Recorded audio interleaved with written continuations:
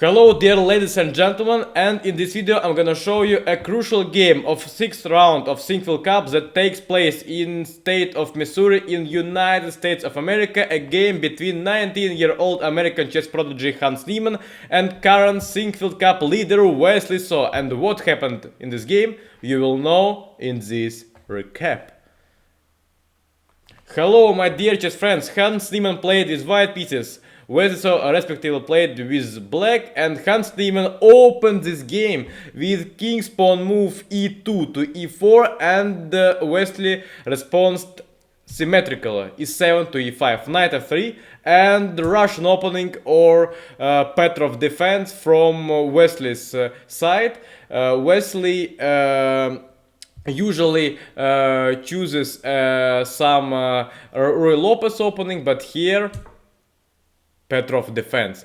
Hans simply took a pawn on e5, d6, knight went backwards to f3, knight at pawn on e4 square, d4, d5, bishop d3. Both opponents were playing first moves very fast because it is a main theory of this Petrov defense. Bishop went to e7, rook e1. Simply each of opponents developed their pieces, and here Hans had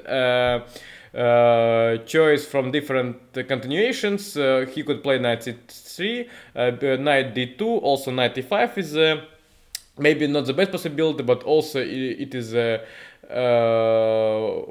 possible to continue this game, but Hans chose to play knight d2, and here knight on e4 is under pressure, and here Wesley played knight to d6, simply offering a light bishop exchange. But Hans Niemann was continuing his developing process. Knight went to f1, c6, bishop f4, and here Wesley So simply exchanged light square bishops and went with his black knight to a6 square. You can simply ask me, Max, what was the reason not to play knight d7 in this current position, with an idea to jump with this knight into the central square e4. Here I guess that main black's maneuver is to get to e6 square, where black's knight will attack dark square white's bishop, and here knight on e6 will simply block white's game on e file. And here knight went to e3, knight c7, b3, also a logical move from Hans Niemann's side. He wants to advance his pawn to c4 square, and maybe then c5, attacking a black knight on d6. Knight went to e6, attacking a dark square bishop, and bishop went to e5. Maybe more logical move was to play bishop g3, but here Hans, I guess, wanted to get some pressure to g7 square. Maybe here then bishop, knight f5, and bishop on e5. He located in center, and simply a good piece. Knight went to e4, c4, and now pawn on d5 is simply blocked. It's not possible to take a pawn because knight would be under attack. Knight went backwards to f6, and rook a d1. If we talk about this position's evaluation, that I can say the position is almost equal, or a slight advantage for Hans' side was in this position. Here black also finished, almost finished their development process. And really here black side has no any huge weaknesses in this position, and really also good center, and how we can see all the black pieces are located in good places. And black played g6, its logical move to prevent knight f5 idea, and simply maybe in the near future black idea is to play knight g7, knight h5, or knight g7, knight e5. But now Hans responds with symmetrical g3. It's not maybe so logical move, because with g3 idea Hans also wanted to prevent potential knight f4 idea from black side, and maybe some in the future white's knight will get from g2 to f4 square, and this maneuver will be finished, and also white would have attacked black's knight on e6 square. a6. Rook went to e2. It's a really kind of logical move from Hans' side, because here he wants simply to get the second rook on e file, and here e file is only open line in this game, and simply Hans of course wanted to achieve some goals on this e file, but Wesley answered with rook e8 move, h4, simply to take advantage on king side. Knight went to h5, and here also a first big threat in this game with knight h5 move. Here Wesley simply wanted to get white dark square bishop to the trap, because here no any free moves for the dark square bishop would be left, and here Hans he simplified position in the center, and here he played knight g2. The best possibility for white was to play b4 with knight d after f6, f7, f6 move. We can see that dark square bishop has no any moves free, and here queen b3, simply with an idea to sacrifice dark square bishop at the center, and after capture on e5, simply capture on d5. Here black's king is also a really weak piece, that here this diagonal that is not under black's control, then knight to e5 is also a good possibility for Hans, and here white could have had a really big advantage despite of being without a piece. And here Hans played knight to g2 with an idea after f6 to play bishop b8. This also move was played, and here idea is that after a capture it doesn't really matter with queen or the rook. White could have taken simply with the rook on e6, and here white could have a big advantage, and it is simply easier to play with white side. But here Wesley decided to defend his knight on e6, bishop is under attack, and simply g4. It's of course this exchange is in more favor for black, because here white's pawn structure not in the good shape, and really here the game continues to only two results, to the draw or to the black swan, because here white had a really bad king that was weaker than black's king located on f7 square, and really pawn on h4 is weak, pawn f2 also, pawn on d4, and here bishop on d6 possibly really would be more active than the knight on f3, and here black's pieces simply are more dangerous in this position, and here Wesley decided to exchange some rooks.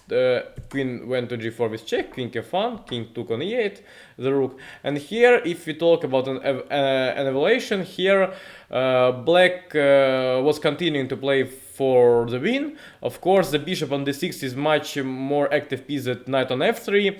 Pawn structure is also bad for Hans Niemann, and knight on f3 simply had an obligation to defend upon on h4 square, and no any free moves for this white's knight. And of course here black was continuing to play for the win. a4, simply to take advantage on queen side.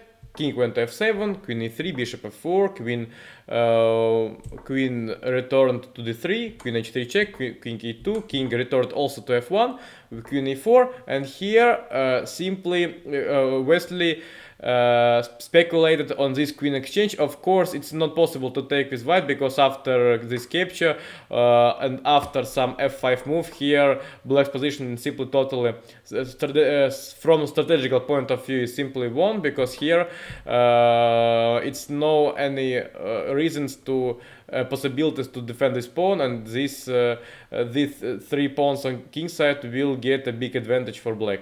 And here, of course, Hans declined this queen exchange. He played queen c3.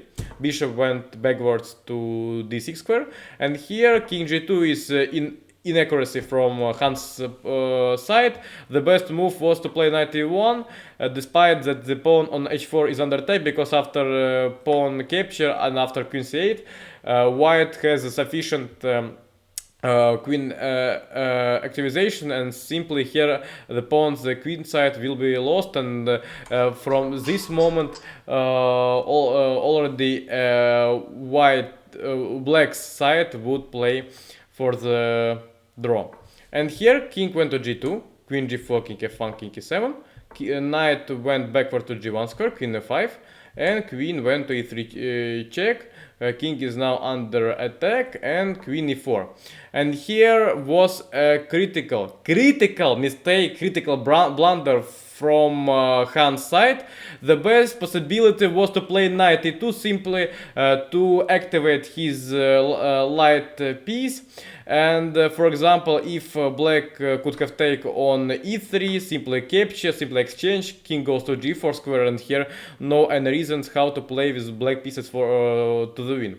And here it was the 42nd move in the game. Hans had sufficient time on his clock, and he played king e2, and it is a critical blunder from 19-year-old prodigy's side, because he simply misevaluated a bishop h2 move from Wesley So. And after knight f3, bishop f4, white simply had to take a queen on e4, and after this queen exchange, black's king goes to d5 square, bishop on d4 is really weak, and it's not possible simply to defend this pawn, knight e3, and bishop a7. With an idea to provoke pawns advance to d5. Here white simply could nothing do. d5, king d6, knight went to g2. If white couldn't gone with this knight to n square, then black could have take with bishop and then pawn on d5, and simply lost pawn endgame. Knight went to g2, knight king e5 with an idea not to take a pawn on d5, because here is a pawn exchange, and here white simply play without any risk. And here black prevents white's maneuver to f4 square, d6, king d6, knight went to f4, g5, simply exchange, knight went to h3, g4, knight g5, king e5 was played in this game, and simply this position is already lost. Without a pawn, 2 pawns against 1 in king side, and really so active bishop against so weak and so slow knight on g5.